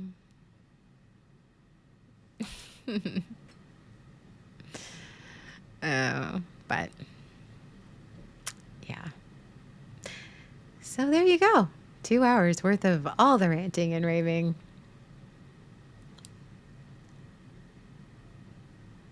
So, reality is,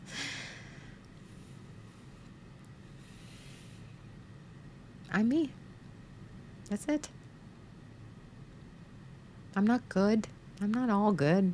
I'm not all bad either.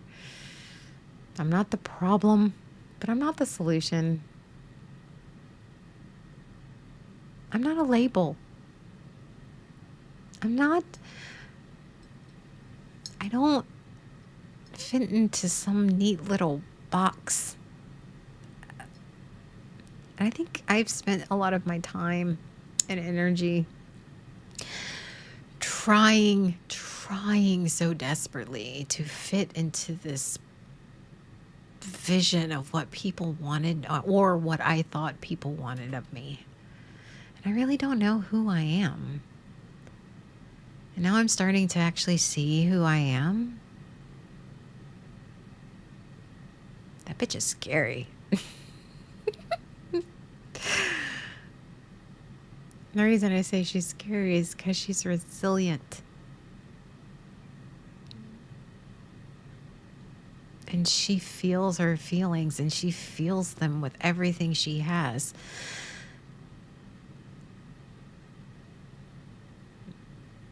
But she feels them with everything she has, and she doesn't let them run her life.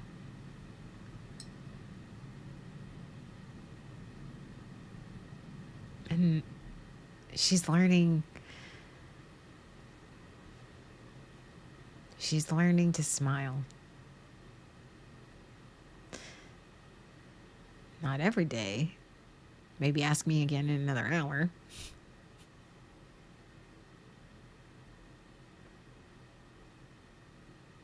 But that's okay. And I'm feeling the shit now. And I'm feeling the pain, and I'm feeling the hurt. And that's okay. But it's not forever. And I am not a villain, nor am I a victim. I don't think anyone's a villain or a victim. I think everybody are just people. It just depends on your point of view. And I hold to that value because I was talking with Jay, and I really don't want I don't want it. I don't want to vilify anyone because I know what that's like. I don't want to vilify somebody to make myself feel better. I don't want to point out somebody's ways that they've hurt me just so that I am not accountable for my own actions. And I think that honestly, that's where my growth has come from. Because I've had a lot of conversations where it's like, I catch myself and I go, no. Because there are two sides to every story, and I need to be aware that my reality is different than somebody else's reality, and that doesn't make either reality the truth. And that's okay.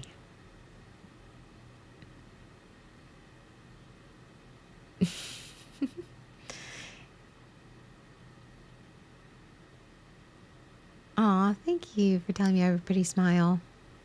I feel often like a time bomb. Sometimes Asta, same. Actually, Jay said that like last week. I was in a moment. I was having a like I said, I've been running through it, and I was crying. I was crying, and I was not yelling at him. I was just, again, emoting. And I've gotten the tools. I've got to see, and this is another thing where I know I grow, is I've gotten the tools where I can look at my support system, or whether I'm on the phone with them or not, and I look at them and go, okay, I'm about to either yell or strongly word something. This is not at you. I need to process this, and this is a very strong emotion for me. So please know that this is something that I don't need you to fix, and that I don't need you, and I'm not yelling at you, and I'm not yelling about you. I am just needing to feel this emotion strongly.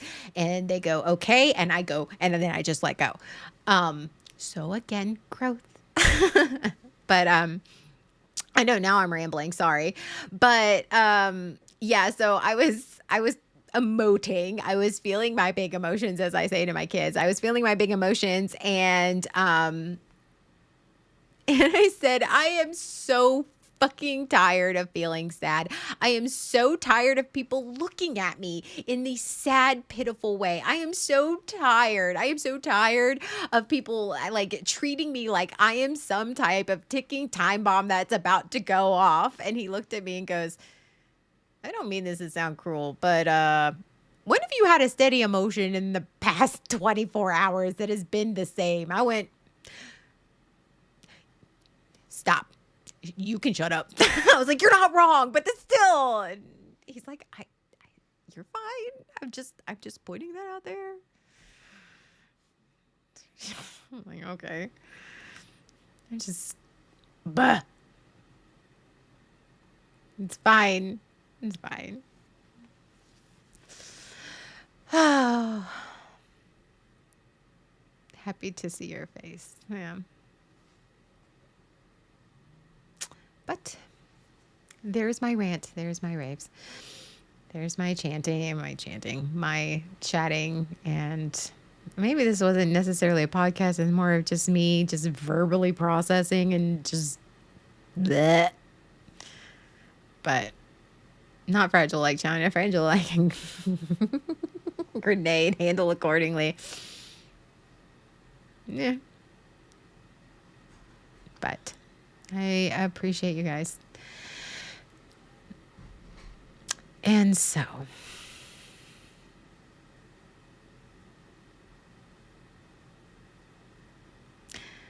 I appreciate you guys. I appreciate you letting me rant. I appreciate you being here. I appreciate you letting me process. And it wouldn't be a waking up episode if you guys didn't have any homework. How about this week? It's Sunday, so we have a whole week. How about this week we challenge those voices in our head? those beliefs that we have that other people, that you didn't put there. How about we start removing those labels? Or even if you don't want to remove them, how about we just relabel them? Like earlier, you know?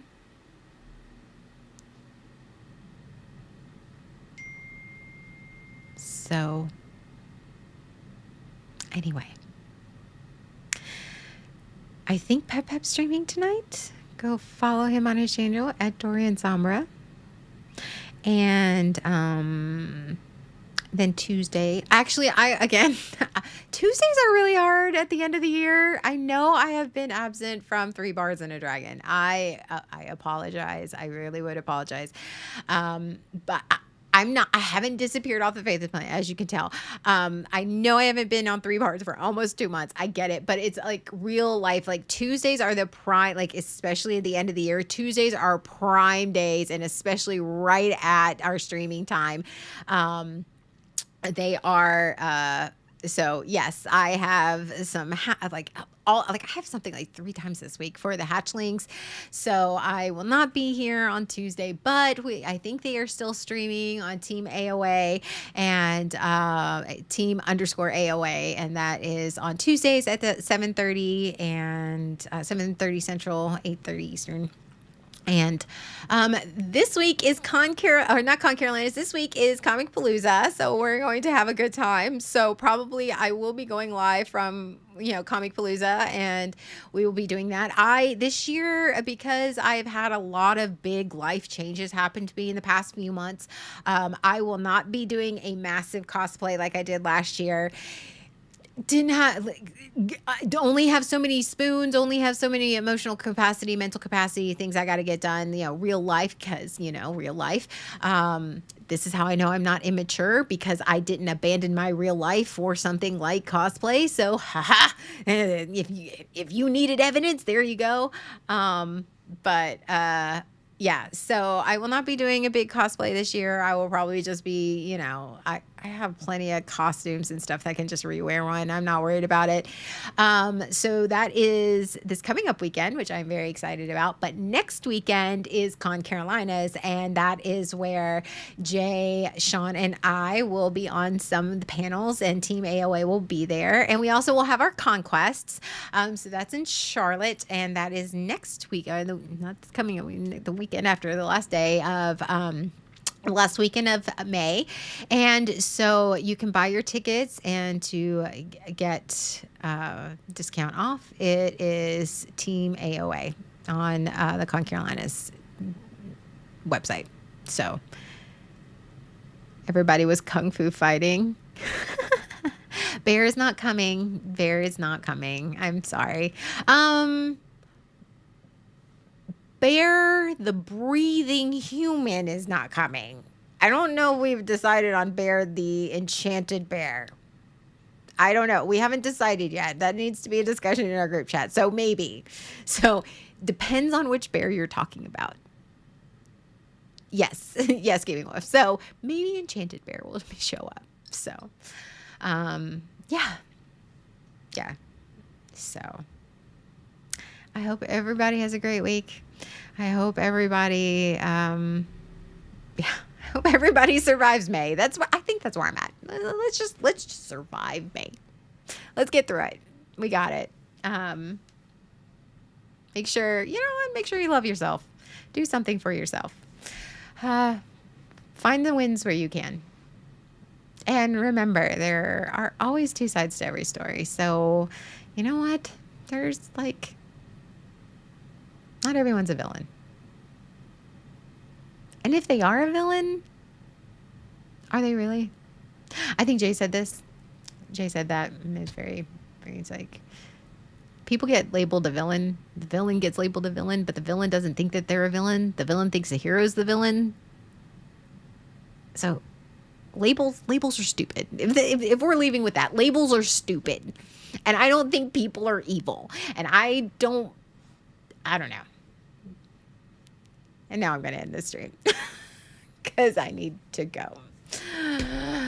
I need to go be an adult. So I love you guys, and we will see you later. Okay. Okay. Bye.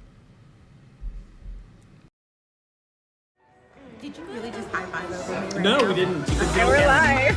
Hey. Hello. Last week, You don't even do that well from the front seat.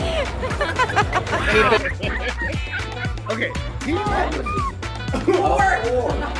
And the bear's coming with the cup and spoon.